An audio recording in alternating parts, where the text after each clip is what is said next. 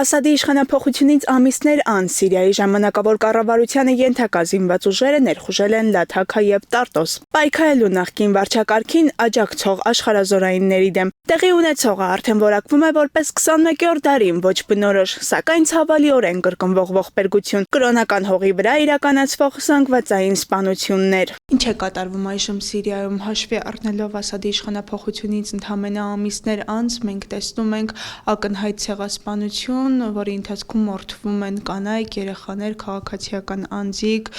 եթե ոչ ցեղասպանություն տերմինով, ապա ինչպես բնութագրենք սա։ Մեծ ցավով պետք է ընդգծել, որ սա ոչ միայն ներկայիս իշխանության, Սիրիայի ներկայիս իշխանության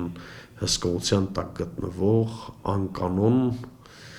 զինյալ խմբավորումների կամ անվտանգային կառույցների հատուկ ծառայությունների ռադիկալ ուղղվածության ձեռագիրն է, այլ այս ամեն ինչի մեջ կա թուրքական օսմանյան ձեռագիր։ Եթե ուշադիր հետևենք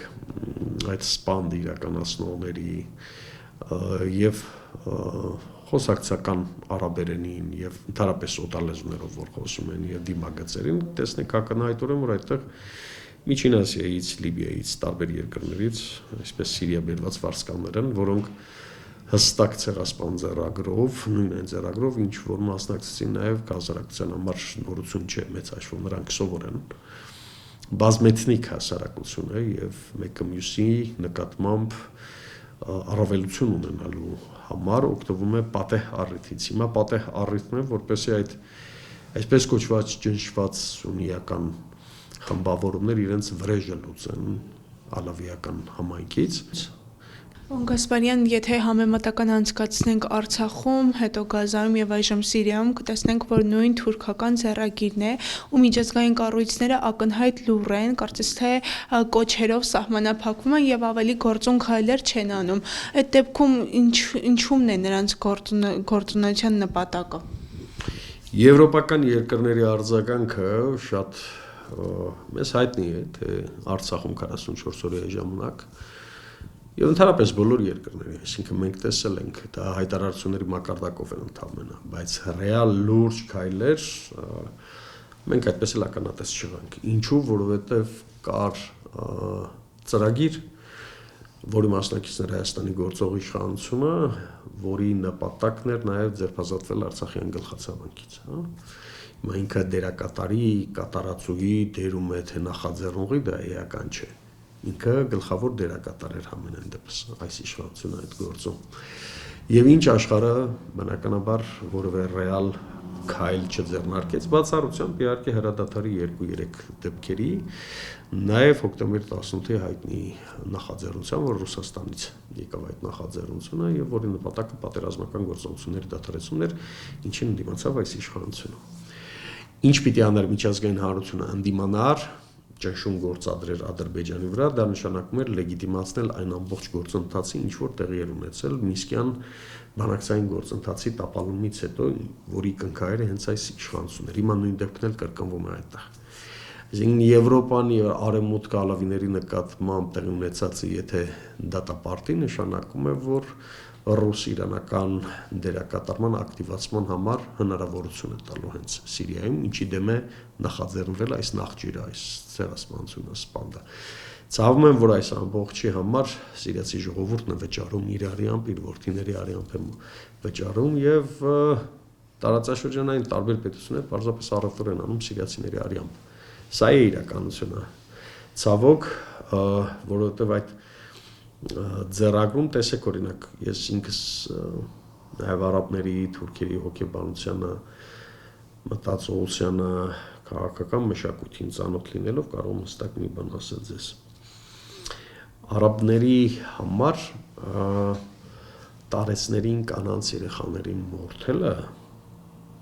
այդ ծանր տեսարանները, որոնց ականատեսը մենք եղանք, խորթ է։ Այն ինչ մենք տեսել ենք Սիրիայում, դա բնիկ իսկական սիրիական ձեռագիր չէ։ Կա շատ փոքր տոկոս վահաբիստական ծայրահեղ ռադիկալ, պրոիլիպյան, պրոիսլամական պետության ձեռագրի, դա էլ շեղվածների հատվածն է, բայց ընդհանրապես սիրիական հասարակության մեջ նման տրամադրվածություն առասարակ չի եղել։ Եվ այն կադրերը, որ մենք տեսանք կանանց ծերերին, երեխաներին, այդ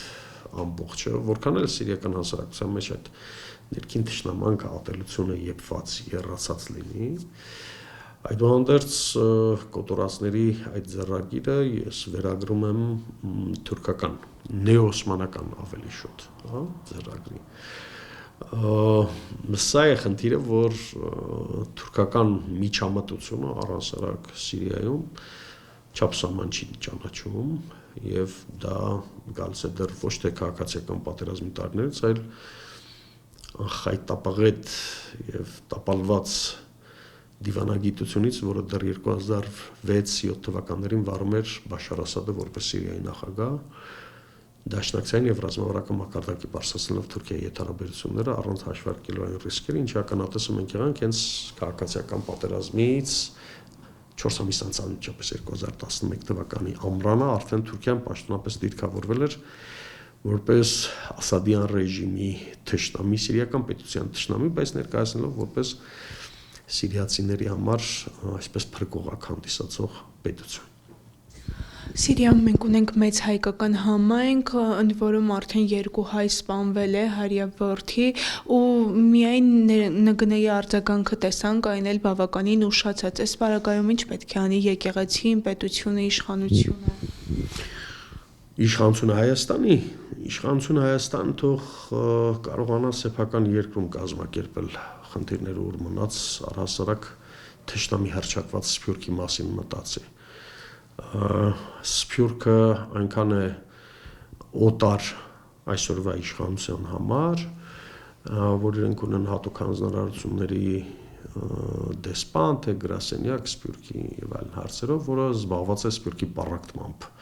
ոչ թե Սփյուռքի հարցերի լուծմամբ։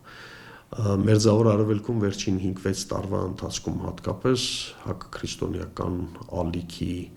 այսպես սրացման ֆոնին մենք չտեսանք երբևէ, որ Հայաստանի իշխանությունը այս ապիկարների իշխանությունը որևէ նախաձեռնությամբ հանդես գա կամ պատվիրակ ուղարկի հենց այդ հանձնակատարին ուղարկի տեսնի գույքագրի խնդիրները որն են։ Այդ հարցով Սփյուռքին պետք չէ մոտենալ, որովհետև ինքը Սիրիայում, Լիբանանում կայացած համայնքներ են իրենց կառույցներով, իրենց եկեղեցու, թե Մայրաթոր Սուրբ Էջմիածնի, թե Մեծիտան Կիլիկիո կաթողիկոսության, թե հայկական ավանդական կուսակցությունների, թե միությունների առումով ինքը կայացած է եւ ինքնաօգնության խնդիրը կարողանում են շատ արագ օպերատիվ ձևով կազմակերպել, բայց դա ամենևին չի նշանակում, որ Հայաստանի Հանրապետությունը չպետք է օգնի մեր հայրենակիցներին ամբողջ քաղաքացիական պատերազմի տարիներին Հայաստանը առաջին օգտողներից էր Սիրիայի ժողովրդին, օգներ եղբորդ նախաձեռնությունից սկսած, դեռ պատերազմը նոր էր սկսվել, մինչև Սիրիայի վերակազմավորման, վերակենդանացման, համայնքի վերաակտիվացման ուղղված ջանքերը Հայաստանը գործուն մասնակցություն ունեցել, մինչև սրանց գալը, որից հետո բնականաբար որևէ շոշափելի մենք բան չտեսանք այդ առումով։ Եկեղեցին բնականաբար իր խողովակներով աշխատում է, եկեղեցին ամենահին ազգային կառույցն է, որ ասեմ պետք է տարհանել սիրիահայերին, չեմ կարծում դրա անհրաժեշտությունը այս պահին կա, որովհետև անվտանգային վիճակը կարծես վերականգնում է այդտեղ եւ այն սպանդը, որտեղ ունեցավ, ընդհանրապես քաղաքական մեսիջ էր եւ որոշակի գործընթացի նախորդող ցավալի իրադարձություն, այսինքն այդ սպանդը պետք է լիներ, որպեսզի քրդերը նաեւ ստիպեին ստորագրել մի փաստաթղթ, որով կզինաթափվեն, հարցի մյուս կողմն է կզինաթափվեն թե ոչ, դա լուրջ հակասություններ եւ լուրջ խնդիրներ կան։ Նաեւ Թուրքիան մեսիջ էր ուղարկում իր տարածքում ապրող ալևիներին, Թուրքիայի տարածքում, որ տեսեք պետությունը կանգ չի առնի տարածքային նկարտումներ ունեցող ցանկացած էթնիկ խմբավորման պահանջների նկատմամբ, սա էլ էր մեկ մեսիջ, մյուս մեսիջը քրդերին էր բնականաբար ուղղված եւ բոլոր այն դավանաբանական կամ էթնիկ խմբերին, որոնք կարող են հավակնություն ունենալ Թուրքիայի քթի տակ, այսպես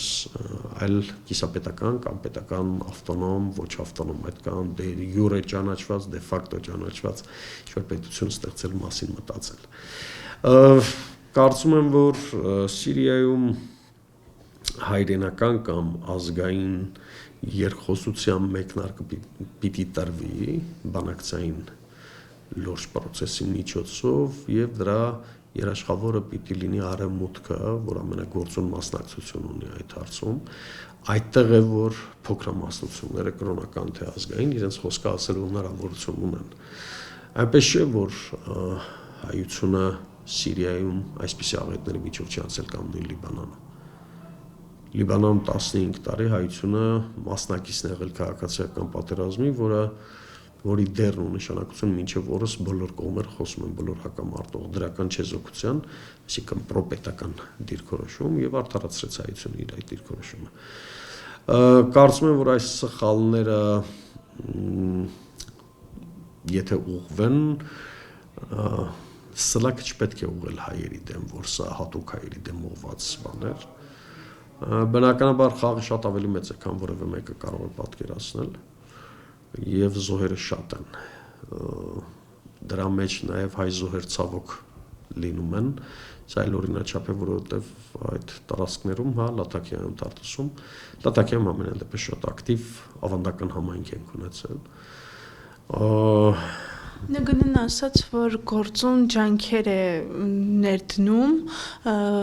որևէ լուծում ստանալու համար։ Դուք երբ կարդացիք նրանց հայտարարությունը, ինչ